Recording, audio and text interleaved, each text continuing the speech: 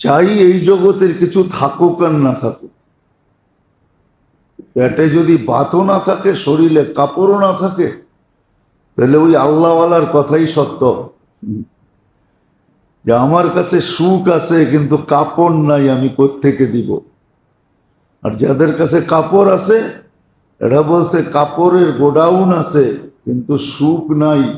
শর্ত তো হলো সুখী ব্যক্তির কাপড় পরাইতে হবে। সুখী ব্যক্তির কাপড় পরাইলে সুস্থ হয়ে যাবে।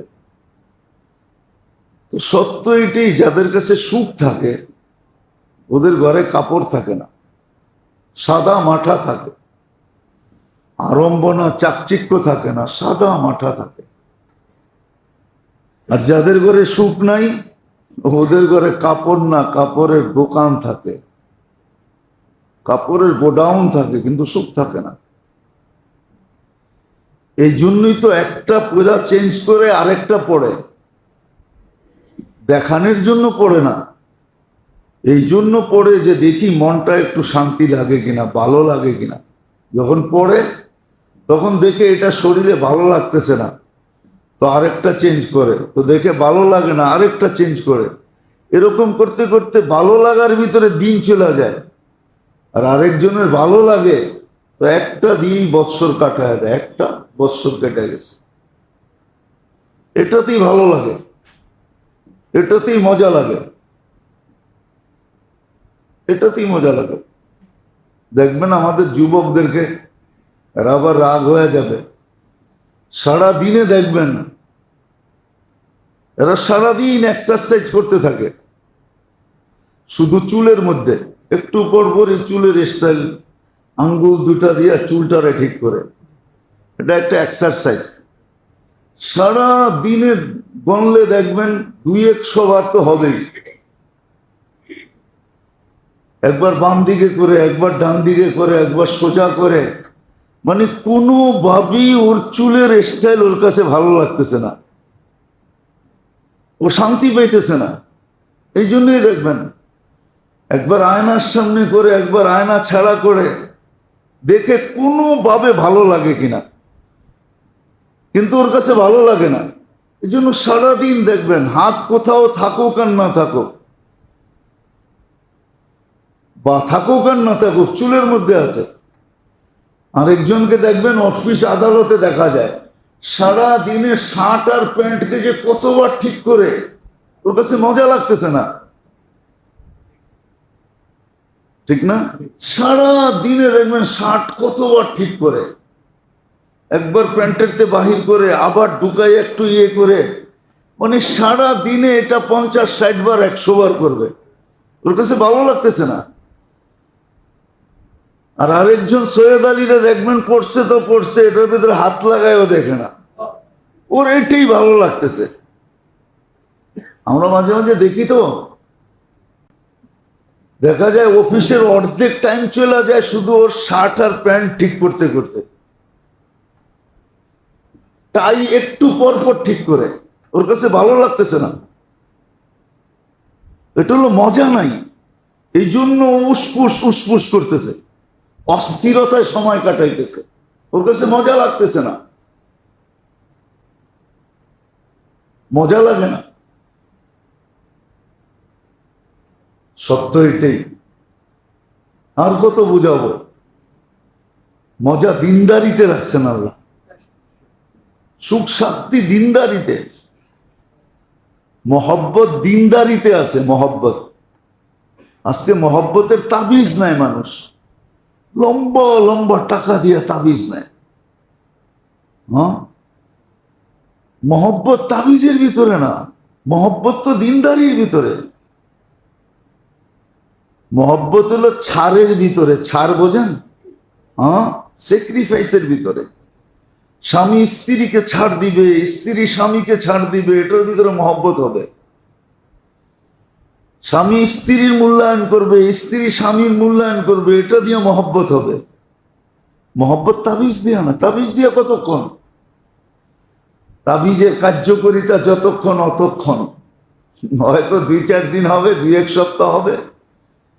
মহব্বত হবে ছাড় দিয়া, একজন আরেকজনকে ছাড় দিবে। একজন আরেকজনকে মূল্যায়ন করবে।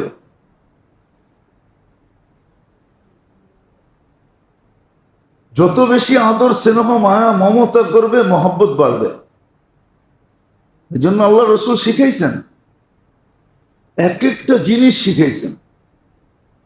আম্মাজান আয়েশা রাদিয়াল্লাহু তাআলা আনহা পানি পান করছেন, তো ইয়া আল্লাহ রসুল বলছে একটু বাঁচায় রাখো। তো একটু বাঁচায় রাখছে, তো জিজ্ঞাসা করছে কোথায় ঠোঁট লাগায় পান করছো? হাইসা দিয়া বলছে কেন? তো আমি ওইখানে ঠোঁট লাগায় পান করব। এটার নাম মহব্বত। মহব্বত টাকা দিয়ে কিনা যায় না। টাকা দিয়ে কিনতে পারবেন 2-4-5 ঘন্টার লেগে, তারপরে না। যা বলছেন তা যদি না দিলেন তাহলে পিছে যে 20টা গালি দিব। 20টা কেন, মা বাপ ভাই বোন 14 গোষ্ঠী এক করে ফেলবে। টাকা দিয়ে বেশিক্ষণ কিনা যায় না। এই জন্যই তো কেউ বলছিল দিলের দাম জানো কত? দিলের দাম, দিল কি কিমত কে আয়? দিলের দাম কত? দিল আছে না, দিল, এটা কিনার দাম কত বলতে পারেন? কয় টাকা দিয়ে কিনা যায়? যে লেখছে বড় সুন্দর লেখছে, দিল কি कीमत एक मीठा बोल। दिल की कीमत एक मीठा, বোঝেন কি? একটা মিষ্টি কথা হইল দিলের দাম। দিল কি कीमत एक मीठा बोल, এক মিষ্টি কথা হইল দিলের দাম। একটা মিষ্টি কথা বলেন, দেখবেন দিল আপনার সাথে লেগে গেছে। টাকা দিয়ে কিনা যায় না। আল্লাহ আল্লাহ রসুল শুধু শুধু বলে নাই, আমরা ওনাদের অনুসরণে অনুকরণে শুধু শুধু চিৎকার দিই না। যে সুখ শান্তির চাবিকাঠি হলো দিনদারি।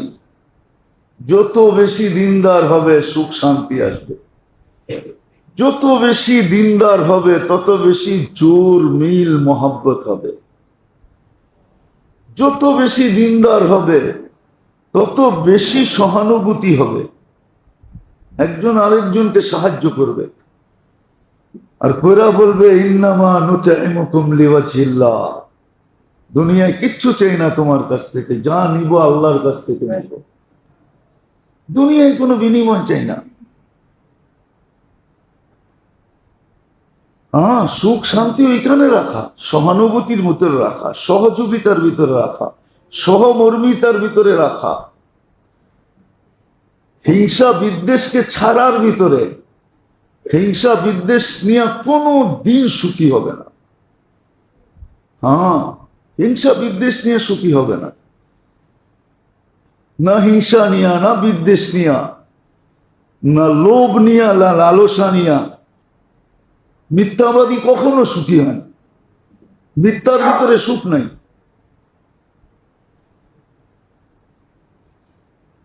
মিথ্যার ভিতরে সুখ নাই। চগলখড়ির ভিতরে সুখ নেই।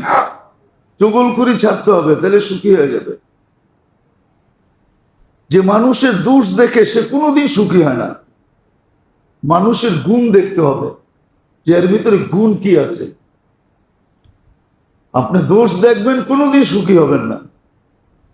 এগুলো ছাড়ার ভিতরে সুখ,